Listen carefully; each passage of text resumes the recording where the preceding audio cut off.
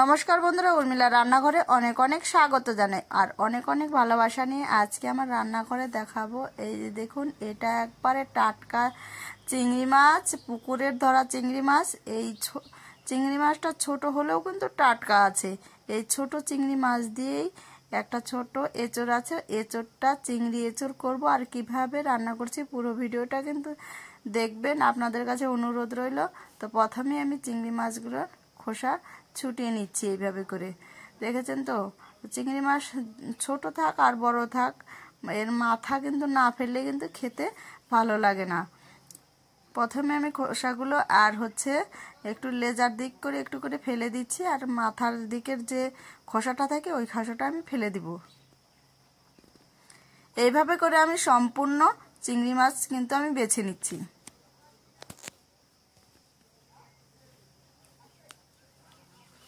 সম্পূর্ণ চিংড়ি আমার বাছা হয়ে গেল। এই যে দেখুন, এবার দেখা যাক। দেখেছেন তো, ছোট আছে মাছগুলো, কিন্তু টাটকা আছে আবার। আর কিভাবে করছি পুরো ভিডিওটা দেখবেন। অনেকেই তো অনেক রকম চিংড়ি এঁচড় করেছে। আমার ভিডিওটা দেখার জন্য আপনাদের কাছে বিশেষ অনুরোধ রইল। এই যে দেখুন, প্রথমে আমি ছোট দেখে একটা এঁচড় পেরে নিয়ে আসলাম গাছ থেকে। তো এটা দিয়েই আলু দিয়ে, এই যে দুইটা নিয়েছি, একটা ছোট একটা বড়, দিয়েই আজকে রান্না করছি। আর কিভাবে রান্না করছি পুরো ভিডিওটা কিন্তু আপনাদের কাছে দেখার অনুরোধ রইল। তো প্রথমে আমি এঁচড়টাকে কেটে নিচ্ছি। এঁচড়টা সুন্দরভাবে আমি কেটে নিব। এইখানে আরেকটা আমি টিপস বলি, এঁচড় কাটার পরে আপনারা কিন্তু জল দিয়ে ধুয়ে নিলে আঠাটা কিন্তু থাকবে না। আমি জল দিয়ে ধুবো না, যেহেতু এঁচড়টা ছোট তাই আমি ধুচ্ছি না। একটু বড় সাইজের থাকলে ধুয়ে নিতাম। দেখুন, প্রথমেই কিন্তু আমি কেটে নিয়েছি। সর্ষের তেল দিয়ে বটিটা আর হাতে কিন্তু মেখে নিয়েছি। এই রকম করলেও কিন্তু আঠাটা লাগে না। তারপরে দেখুন, কাঁঠালটা আমার ছুলে নিলাম। এখন আমি এটাকে পিস পিস করে নিব। ছোট কাঁঠাল দিয়েই করছি। আর কিভাবে করব পুরো ভিডিওটা কিন্তু আপনারা দেখবেন।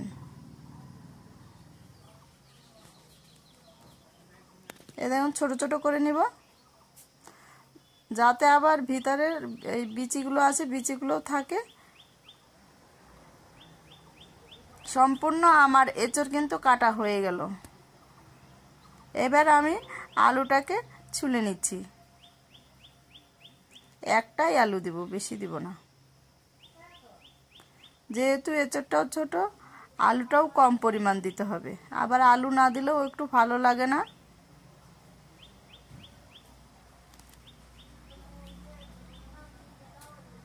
তা আলুটাকে আমি একটু ছোট ছোট করে গোল গোল করে কেটে নিব।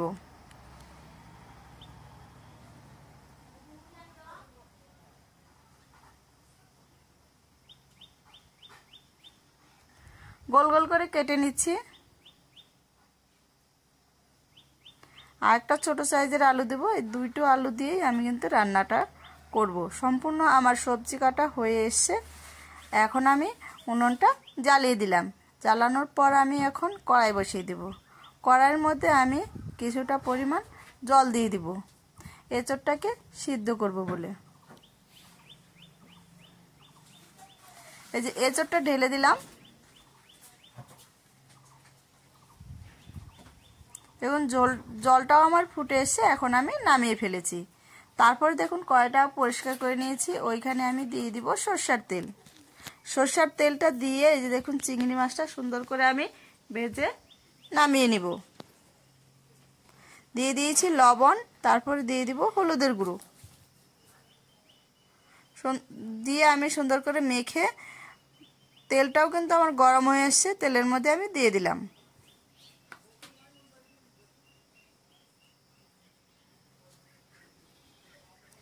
চিংড়ি মাছ আবার যেভাবেই ভাজুন না কেন, কিন্তু ওটা কিন্তু আর ভাঙবে না। যেভাবে নেড়ে চেড়ে নামান না কেন, ওটা কিন্তু ভেঙে যাবে না আর।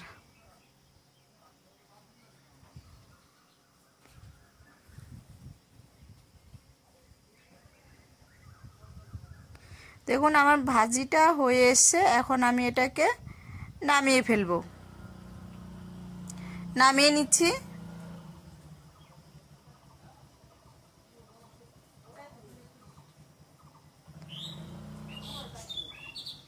নামিয়ে ফেললাম। তারপরে আমি কড়াইয়ের মধ্যে আবার দিয়ে দেবো সরষের তেল। সরষের তেলটা দিয়ে হালকা করে নেড়ে চেড়ে নিচ্ছি।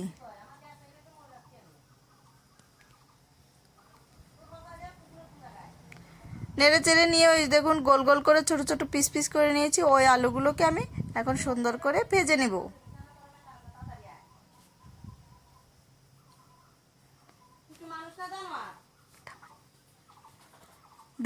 ভেজে নিচ্ছি আলুটাকে। হালকা পরিমাণ লবণ দিয়ে দিব।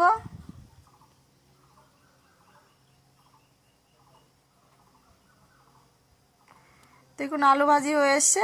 আলুটাকে এখন আমি নামিয়ে ফেলবো।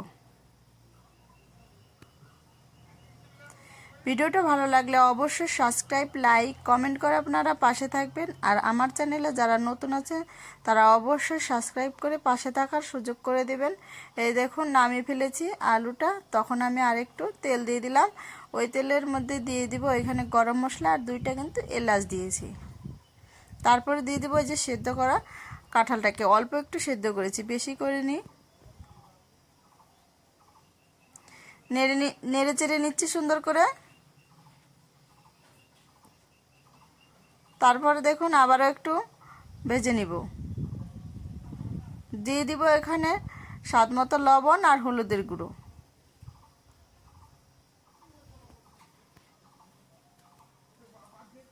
দিয়ে আবারও নেড়ে চেড়ে দিব আমি। এইখানে নিয়েছি আমি আদা বাটা আর এটা হচ্ছে রসুন বাটা। এইখানে নিয়েছি জিরে আর ধনে বাটা। তারপর দিয়ে দিব শুকনো লঙ্কা বাটা। প্রথমে আমি শুকনো লঙ্কা বেটেছিলাম তো তার জন্য এরকম কিন্তু রসুনের কালার এসছে, আপনারা কিন্তু অন্যরকম ভাববেন না। তো তারপরে মশলাটা দিয়ে আমি সুন্দর করে নেড়ে চেড়ে নিচ্ছি।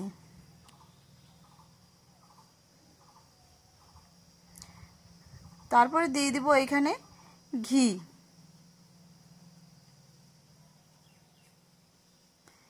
দিয়েই সুন্দর করে আমি নেড়ে চেড়ে নিব। দেখুন মশলা দিয়ে আমার ভাজি হয়ে গেল প্রায় এঁচোড়টা। তারপরে দিয়ে দিব ভেজে রাখা আলুগুলো। দিয়ে আবারও আমি নেড়ে চেড়ে নিচ্ছি।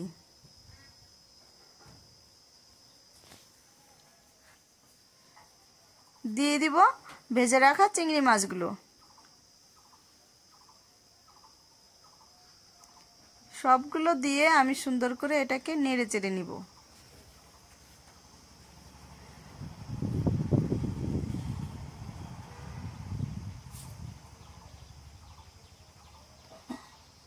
ভিডিওটা যদি পাশে থাকে অবশ্যই কিন্তু আপনারা পাশে থাকবেন। দেখুন আমার মশলা দিয়ে ভাজা করা হয়ে এসছে। তখন আমি দিয়ে দিব জল। জলটা দিয়ে একটু হালকা নেড়ে চেড়ে দিচ্ছি।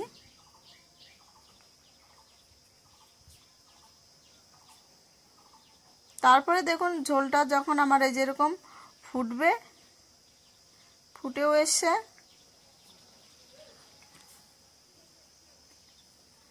আবারও আমি নেড়ে চেড়ে দিব।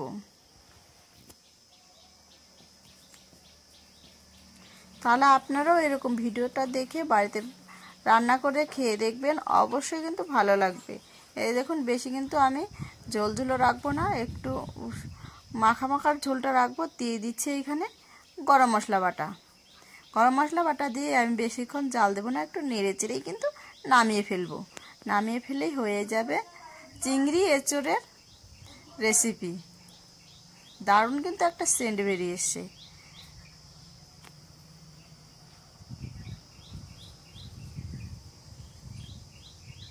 হয়ে এসছে, এখন এটাকে আমি নামিয়ে ফেলবো। এই যে নামিয়ে নিচ্ছি। পুরো ভিডিওটা দেখার জন্য কিন্তু অনেক অনেক ধন্যবাদ। আমি কালকে অন্য ভিডিও নিয়ে আসবো আপনাদের কাছে। আপনারা ভালো থাকবেন, সুস্থ থাকবেন এই কামনাই করি। এই দেখুন কত সুন্দর একটা কালার এসছে।